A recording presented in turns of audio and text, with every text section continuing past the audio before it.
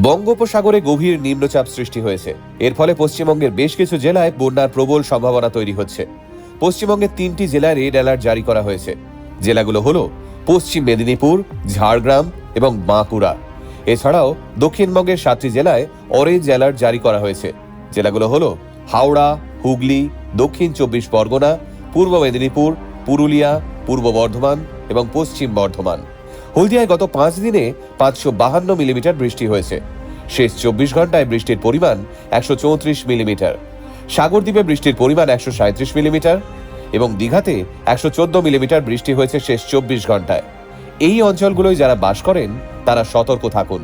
যেহেতু ইতিমধ্যেই চারদিকে জল জমতে শুরু করেছে, তাই পর্যাপ্ত পরিমাণ পানীয় জল এবং শুকনো খাবার আগে থেকেই সংগ্রহ করে রাখুন।